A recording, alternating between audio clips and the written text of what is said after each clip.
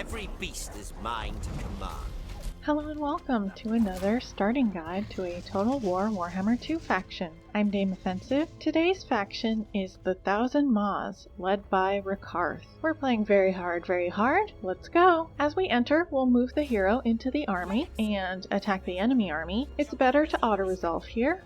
We'll take the slaves, and now we'll raid. We'll work up towards Arcane Conduit on our wizard, and up to Lightning Strike, as usual, on Rakarth. We'll level up our starting city and get conscription halls. Turn 2, we got wolves for raiding, which is great. We'll enter Channeling Stance and attack the city manually. We'll pop up on the hill and let the artillery do most of the damage. And we can try to get a good breath attack on our Hydra, and as they weaken, we can send it into fight. Great battle there. We'll sack, which got us a mammoth, and now we'll loot and occupy because we want to cause a revolt early. We'll take casualties on Rakarth, and we'll recruit a few dark shards while disbanding the swords. We'll upgrade the building to get masters. Turn 3, we'll move into enemy land and raid, build up the unique building in Konkata, and repair the settlement. Turn 4, we got more wolves. We'll attack the settlement in Channeling Stance. Auto resolve works well again here. Doesn't matter that we lost the melee infantry. We'll sack, get a mammoth, and loot and occupy. One enemy gone. We can now get extra growth in the province. We'll get the growth building in the Citadel of Lead. We'll recruit a Black Ark in the Isle of Wights.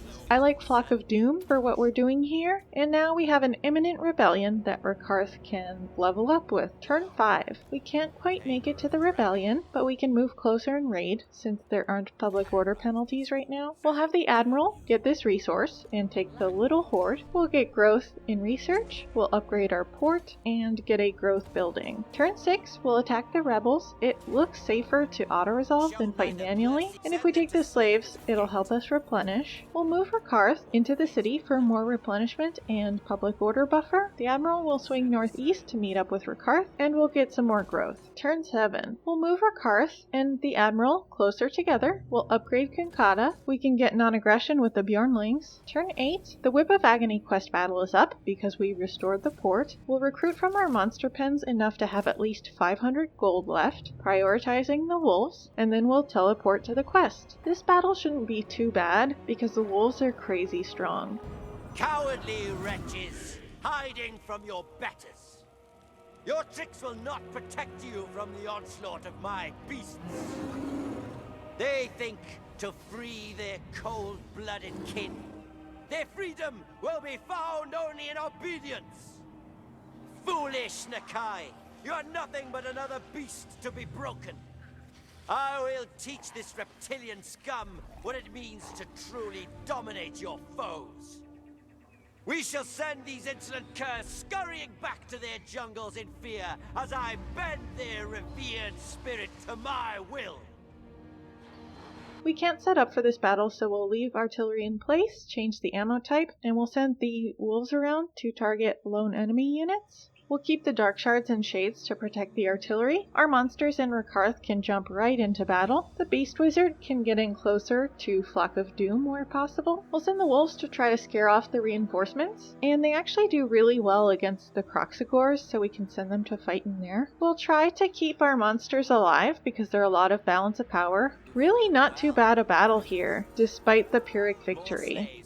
This gets us our special weapon. We'll replenish most of our wolves, and it's technically a water battle, so we get a Charybdis. Future Dame offensive here. I must have blanked out on the Black Ark. It's smart to recruit this early to get its growth going, so you should recruit that now and have it join the squad. Anyway, back to the regularly scheduled programming. And we got some good monsters. We'll move the expensive units over to our Admiral to save money, and you can only recruit monsters in friendly land, it looks like, so we'll wait to get more. We'll upgrade the Citadel. Turn 9, Marienburg approaches, so we'll move the Admiral into our land, recruit a Carnosaur and a wolf, and we'll attack with Rakarth. It's a similar plan to the Nakai fight. Wolves are OP, please don't nerf. We'll research more slaves. Turn 10, we'll finish off Marienburg with our Admiral in March. We'll fight manually manually here. We'll move the units to our admiral so they don't take sea attrition. We'll recruit a disciplined master and get slave pens. Turn 11, we'll move to the resource for some bonuses, then get closer to Marienburg. We'll upgrade growth and get more slave pens. Turn 12, can you believe our admiral has sea legs? What a silly trait for him. We're still making our way to Marienburg, keeping Rakarth in front and sending the master to join them. We'll get a manticore summon on our wizard. Turn 13, we'll attack Marienburg with Rakarth just to get him up on land, and then the admiral will actually launch the attack. We'll use the wolves to break the gates and break in. They can use the gates for protection a bit as we use the arc bombardment on units in front of them. We can send the Hydra in as a bit of backup, but we have to be careful of the halberdiers. We can sneak the shades around and try to flank them. As their lines break, we'll start to move towards the square, letting our Hydra pull back periodically to heal, and then we can send the admiral in to help since he has a bit of health to spare. We can have the dark shards shoot into the flanks of the units on the walls, and there we have it. We'll sack and occupy.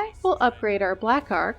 And slave-wise, for now, we'll just keep them in Albion. We'll upgrade our master building. I forgot to record this bit, but I pulled a couple of Charybdis from the pens, anticipating a Marienburg attack. And here's the attack. We have to fight this manually. It's an easy victory there. Looks like they have yet another lord to attack us, which is smarter to fight manually, but it looks like I can get away with auto-resolve since the army being attacked doesn't have the damaged units. Turn 14, we've got Lightning Strike, and we'll get Quartermaster on Rakarth. We'll upgrade Conchata. We'll heal a bit. Turn 15, we'll move our units into Rakarth's army and attack Marienburg's army. I've been fighting manually a lot, so I'll take the auto, since I can, and we'll march back to our land for replenishment. We can put the Arc into Dread Expansion for even more replenishment. We'll research more growth. This master will stay in an army, so we'll just get him buffs. Turn 16, Reikland is coming, but we'll worry about them later. We'll attack the fort. It's best to fight manually, but again, I'm kind of tired. I'll just auto here. We'll sack,